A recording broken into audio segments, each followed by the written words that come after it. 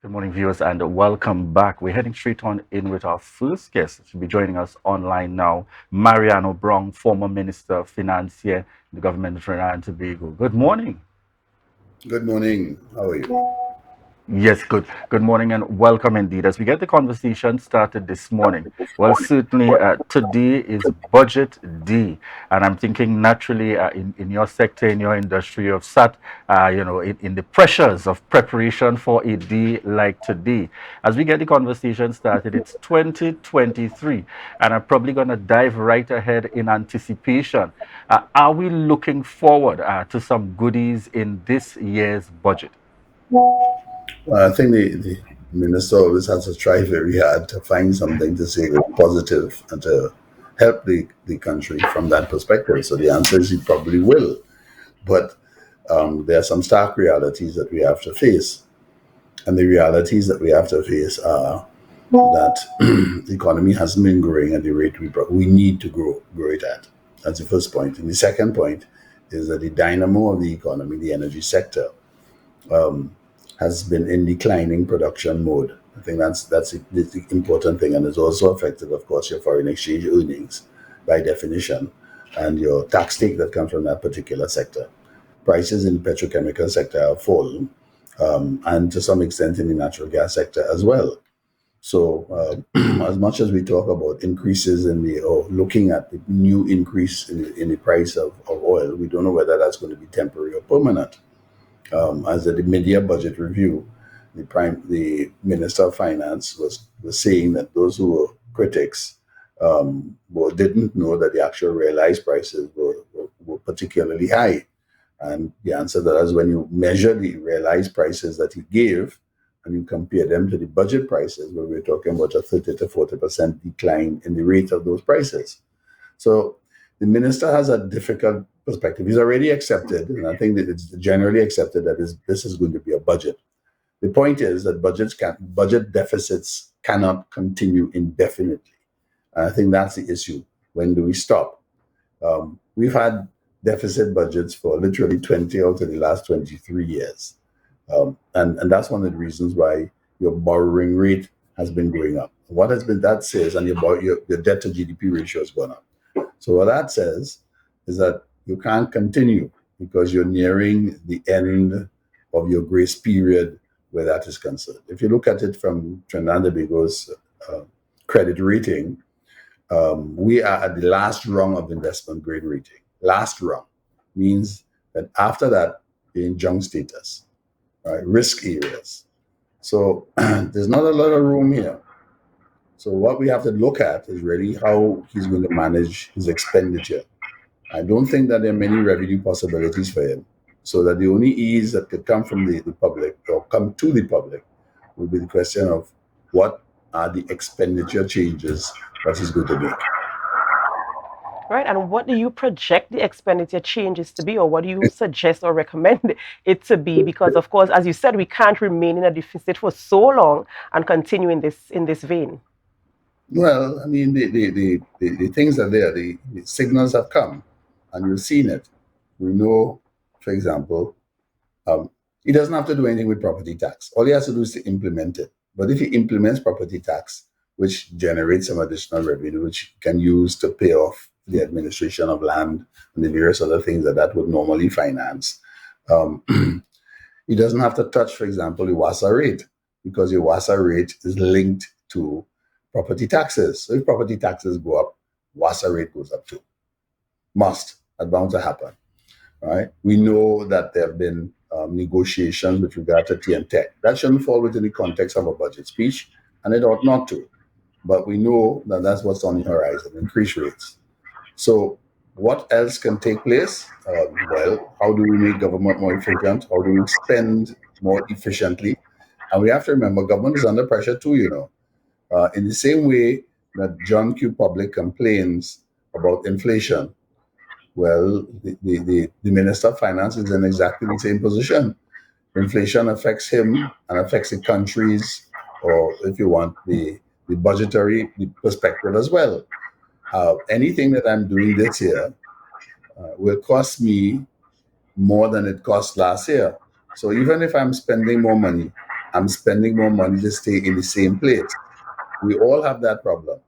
So that the only way that you can manage that is that you have to be sharper with regard to what you're going to spend on. So I think the critical issue for me, right, is what are the expenditure priorities and how are we going to manage that? Remember as well, when you build new hospitals or you build new buildings and you open them up, they have to be maintained. And that actually pushes up government expenditure in areas in which we would not normally see or expect. Those are not normal items that just show up and you can say that government spend X amount of maintenance and so on. But at the same token, it does mean that government has to spend more money in terms of maintenance. Bottom line. We saw the recent transportation challenges existing here in Tobago, and at this point, we're speaking in terms of we're looking at transportation and the ferry, particularly Port Authority. Minister Sinanan came across, and there were meetings held in terms of projections. Do you think we can look forward today to hearing the finance minister speaking to that issue about procuring an additional cargo vessel in an effort to be able to ease and to really try to rectify some of those major challenges when it comes to getting goods to the island? Well, here's what I expect. I don't expect either the sea bridge or the air bridge to be affected negatively by what's in the budget speech. Politically, that would be uh, a loss. So I don't think that's going to happen. So yes, one could reasonably expect that some more money will be spent with regard to transportation. But again, the issue is not so much spending more money on transportation. The issue is efficiency. The answer is if we have to have a cargo star, then by definition, you have to have a replacement. You have to have alternative support, if you will, replacements in position. If we haven't had them in the past, you have to have them now, and you have to maintain them. The issue is maintenance. Part of the difficulty with our budgets is that we buy things, but we don't spend money maintaining them. Some examples. Uh, we bought new Coast Guard vessels, but they tend to be parked up rather than on the water where they're supposed to be doing the work that they are required to do to protect your borders. We had helicopters. We had one helicopter sit down in a hangar for 5 years because we couldn't sort out the licensing arrangement, and we had to go to court with regard to whether we should pay whether we should have bought the helicopter because we had to pay the same amount of money to basically keep it there doing nothing for 5 years. All right, but those are the examples of inefficiency that you really have to cut out. All right. So, what I want to get from you specifically, I know you indicated that you won't see um, any responses that would negatively affect the transportation sector. But more importantly, if there are no responses at all, there are some who will feel that it is a negative impact because we look at the realities of Cal and we know that there has to be further projections and even considerations if the system is going to improve on the air bridge any at all. I think what the minister alluded to from my information is that we can look forward to another cargo vessel. Do you see them following through on those in this budget, or is it that you'd probably wait until 2024 just before the election year? What do you anticipate? There are two issues. There are two issues. Um, and the first issue is to ask whether the sea bridge and the air bridge is meeting its requirement. I think you'll find the answer to that is generally yes. Now, the second issue is should we have backup or should we have expandable capacity to cater for what one would consider as peak capacity? For example, um, should you have more planes flying the Tobago route in time for Carnival? That's the point. I think that's a critical issue. And the answer to that is that can happen, but it can't happen on the same price. Because every time you increase your service delivery to Tobago at the current prices, you increase your losses. Right? So I don't see that taking place. There are peak period demands. And so peak period demands, for example, and that's what happens in the airline industry generally. If, for example, it's holiday period and everybody wants to fly, prices change. I think everybody would be looking on at what has taken place over the last year after COVID. Um, the prices of airline tickets are approximately 30 to 40% more than they were last year or before COVID. and that's because demand has gone up. Now, you can't add capacity on what you call transportation routes just like that overnight. It has to be planned. And you have to plan capacity utilization on the basis of what demand is going to be. Now, the issue with the Tobago routes is not that there isn't adequate transport. The issue with the Tobago routes is there isn't adequate transport at peak periods because everybody wants to go there. You can add capacity, but if you add capacity, i.e., you buy a new boat or you buy some more planes and you put it on the route, well, what happens for the rest of the time? So the argument is not about that the capacity for the Tobago route is inadequate. It is inadequate at certain peak periods. Now, you cannot have it. If you want to increase the capacity to cater for those peak periods, then you also have to have some market adjustment with regard to prices. Now, those are some issues that we have to face. If, for example, the minister doesn't do anything with it, and I don't expect him to do anything with it, quite frankly, right? Because there is adequate transportation arrangements in position, right? The point is you have to maintain the boats, and you have to maintain the boats in a serviceable manner. And that means that sometimes you have to come off the route and you have to have replacements which take them on.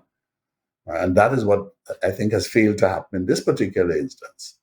So I think we have to have a balanced view in terms of how this happens. And that would be my 2 cents on that matter. Just before we close this morning's interview, your quick feedback with regards to measures in terms of improving the foreign exchange situation in Trinidad and Tobago at the moment. Can the minister, or is the minister expected to speak to those measures? Well, I expect him to speak to it. I don't know what he's going to do. He has complained in the past about profit shifting and tax shifting, and that is taking place at the level of the energy sector. In particular, I think he focused on the LNG side of the business. Well, that's a function of negotiation and a function of contracts. And the government has been adequately involved in that at the level of gas contracts. So you have to change your negotiating structure, but you're not going to be able to do it immediately. And I know that their stance has been more aggressive. So you will have to adjust the tax legislation to be able to do so in a fashion which gets more from less, but at the same token doesn't crush the sector. Because we have to recognize that we depend on foreign direct investment in the energy sector. Trinidad and Tobago has not developed the capacity to explore or to invest on its own. Those are realities. All right. Thank you very much. They are very, very interested indeed. So we all remain quite hopeful. I won't even go to the point of the going beyond the minimum for Tobago allocation, but we don't have That's not enough going to time. happen. That's not going to happen. It's not you going to happen. you expect it to remain just as it has been for some time. Exactly as it is. All No right. change. We want to say thank you very much, Mariano Browne, former Minister of Finance, for joining us here on the Tobago Updates morning show. Viewers, and we want to remind you that this is your opportunity to share the live, share the live, share the live.